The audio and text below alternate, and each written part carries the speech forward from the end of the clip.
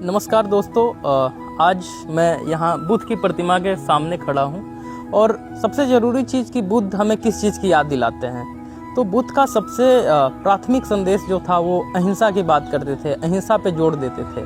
लेकिन अगर बात की जाए आज के वर्तमान समय की, तो हम लोग देख पा रहे हैं कि पूरा विश्व जगत एक भयानक युद्ध के दौर से गुजर रहा है और इस स्थिति में हम देखते हैं कि पूरी दुनिया में बराबर हिंसा हो रही है।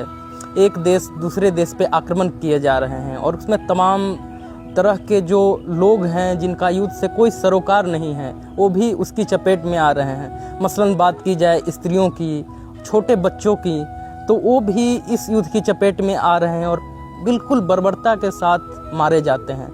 तो हम लोग अगर युद्ध की बात करते हैं तो सबसे पहले हमारे ज़हन में आता है जो चीज़ वो ये है कि उसमें सैनिकों की गौरव गाथा की जाती है और इसके साथ साथ जो एक देश रहता है वो दूसरे देश पे उसके रिसोर्सेज पे कब्जा करना चाहता है। लेकिन एक तीसरा पक्ष भी है जो हम लोग नज़रअंदाज करते हैं कि युद्ध के बाद स्त्रियों का क्या होता है।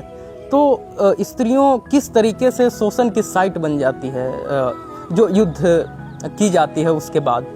तो इन सारे मुद्दों पे एक बहुत ही ज़रूरी किताब हमारे सामने आती है जो कि इन स्त्रियों के ऊपर क्या इम्पैक्ट पड़ता है युद्ध का, उस पे बात करती है। तो ये किताब देख सकते हैं दे ही देश, जो कि JNU के प्रोफेसर हैं गरिमा श्रीवास्तव मैम, उनके द्वारा लिखी गई है।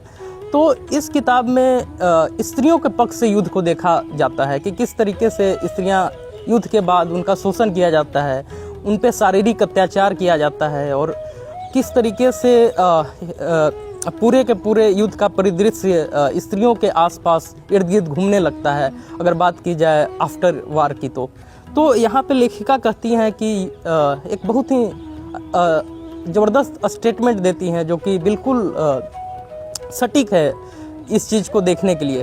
वो कहती हैं कि युद्ध कहीं भी हो मारे स्त्रियां ही जाती हैं। तो ये एक बहुत बड़ा कथन है जो कि एक तरीके से युद्ध को एक नए पर्सपेक्टिव में देखने का हम लोगों को एक एंगल देता है कि किस तरीके से युद्ध को एक और दृष्टि से भी देखी जा सकती है।